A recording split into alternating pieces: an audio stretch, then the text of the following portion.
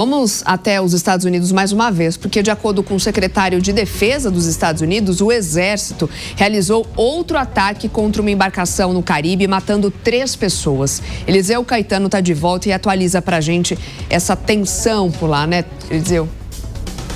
Exatamente, Soraya. O clima continua pesado entre Estados Unidos e Venezuela. O Departamento de Guerra norte-americano confirmou que uma outra embarcação foi atingida por drones ontem, levando pelo menos 3 pessoas a óbito. 3 pessoas que estariam dentro dessa embarcação realizando trabalho de tráfico internacional de drogas. Nenhum militar ficou ferido. Há cerca de 2 meses, as 5 Forças Armadas dos Estados Unidos estão fazendo diversas operações em águas internacionais próximos ali da costa da Venezuela e também no Mar do Caribe. Eles estão ao todo, em todo, quase 10 mil homens. São cerca de 5 navios, inclusive o maior navio do mundo, o maior navio militar do mundo faz parte dessa esquadra. Aliás, de acordo com os analistas políticos por aqui, a título de curiosidade, apenas esse navio, com a sua frota pessoal e bélica, poderia extinguir praticamente toda a Venezuela se ambos os países entrarem em guerra. Vale lembrar que a Casa Branca já tem falado ao longo dos últimos dias que não há uma previsão para que um ataque aconteça entre Estados Unidos e Venezuela. Segundo a Casa Branca, essas operações são de rotina e de patrulhamento de águas internacionais para evitar que drogas da América Latina cheguem aqui à América do Norte, especialmente aos Estados Unidos. Venezuela já não pensa assim. O presidente venezuelano, o líder do regime, Nicolás Maduro, já mandou reforçar as fronteiras militarmente do país, inclusive começou um processo de armamento da população civil, criando ali uma espécie de milícia civil. Armas e treinamentos estão sendo oferecidos para cidadãos comuns, envolvendo aí idosos, crianças e até mesmo mulheres que queiram defender o regime de Maduro e o seu país. De qualquer forma, por aqui nos Estados Unidos, já há informação de que a CIA, a Agência de Inteligência dos Estados Unidos, estão realizando incursões em terra lá na Venezuela, fazendo todo um trabalho de mapeamento caso uma possível escalada aconteça nos próximos dias. Na semana passada, um aviso foi dado, um alerta foi dado aos militares norte-americanos que retirassem familiares e amigos que porventura estivessem na Venezuela. E desde que essa operação começou, mais de 67 pessoas morreram, de acordo com análises independentes. Os dados não foram, obviamente, computados de maneira unificada, tampouco pelos Estados Unidos ou mesmo pela Venezuela. Há uma estimativa da imprensa norte-americana que pelo menos 67 pessoas que estariam fazendo contrabando internacional de drogas teriam morrido durante essas ações militares norte-americanas em águas internacionais, tanto no Mar do Caribe quanto ali perto da costa da Venezuela. Diversas embarcações foram explodidas em alto mar e, segundo os Estados Unidos, nenhum militar ficou ferido em nenhuma dessas ações que a gente tem acompanhado sempre aqui ao longo da programação da Jovem Pan News. Essa operação não tem dia e nem hora para acabar. Segundo o presidente dos Estados Unidos, o país seguirá patrulhando as águas internacionais. Enquanto isso, as relações entre Estados Unidos e Venezuela, Estados Unidos e Colômbia se deterioram. E a gente vai seguir daqui acompanhando essas e outras notícias importantes desta sexta-feira. E eu volto ao longo desta edição do Jornal da Manhã e da programação da Jovem Pan News para a gente atualizar o nosso ouvinte, telespectador e internauta. É com vocês no estúdio. Eliseu, vou aproveitar a tua participação porque o Senado dos Estados Unidos ainda rejeitou uma resolução, né, que pode impedir Donald Trump de lançar ataques contra a Venezuela sem autorização do Congresso. Tem alguma atualização sobre essa situação, né? Como que fica até para a América Latina? A situação de Donald Trump, Soraya, está sob suspenso aqui, viu?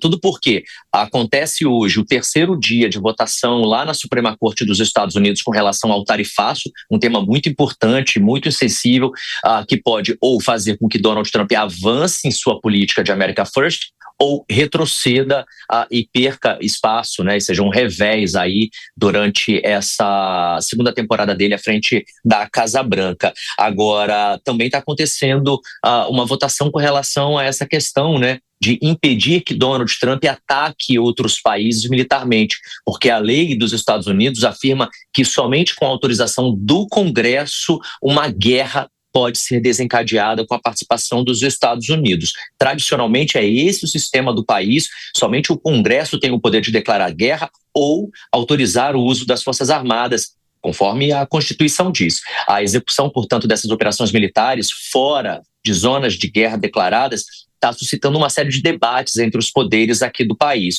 O governo Trump está expandindo, como a gente viu há pouco, o seu foco militar e também diplomático aí embaixo na América Latina, mas também com outros potenciais, né? A gente não pode esquecer de Rússia e China. E aí, por isso, ontem o Senado dos Estados Unidos votou aí uma resolução que buscava impedir que o presidente autorizasse ataques à Venezuela sem uma prévia autorização do Congresso. E a resolução foi derrotada por 51 votos a favor e 49 contra. Ou seja, se Donald Trump quiser atacar a Venezuela, os Estados Unidos poderão fazê-lo mediante uma assinatura dele, uma ordem direta dele ao Departamento de Guerra, o antigo Departamento de Defesa, e ao Pentágono. Poucos republicanos se juntaram aos democratas nessa aprovação. Apenas os senadores Rand Paul e Lisa Murkowski, que apoiaram a proposta. Esse voto ocorreu logo após o governo ter informado alguns senadores via um briefing, classificando de que não há planos iminentes de atacar a Venezuela, mas que operações de combate ao tráfico de drogas vão prosseguir. Isso aí, obviamente, entre aspas, é trecho desse documento que foi enviado ontem aos senadores, com que fez que Donald Trump ganhasse esse round nessa guerra entre democratas e republicanos por aqui. A derrota dessa resolução representa aí um fortalecimento, portanto, do governo executivo dos Estados Unidos, um fortalecimento de Donald Trump, em outras palavras, segundo os analistas políticos por aqui, que agora vai poder continuar usando o uso da força militar americana em qualquer outro país que ele quiser, segundo a sua vontade e sem a necessidade explícita de incluir o Congresso americano, de ter o aval, a aprovação do Congresso americano nisso. Para países daí da América Latina, isso sinaliza que os Estados Unidos mantêm aí a capacidade de realizar operações militares ou de pressão, como está acontecendo, por exemplo, na Venezuela, em sua retaguarda estratégica, Caribe e América do Sul, com uma chamada menor transparência ou até mesmo um controle legislativo. Quando a gente diz menor transparência, porque essas operações não são avisadas com antecedência. A gente só sabe ou no momento que ela está acontecendo ou depois que elas já aconteceram. E uma vez que elas seguem para aprovação antes de acontecerem no Congresso, obviamente vira um tema público, vira um tema comum, né, de sapiência de todos.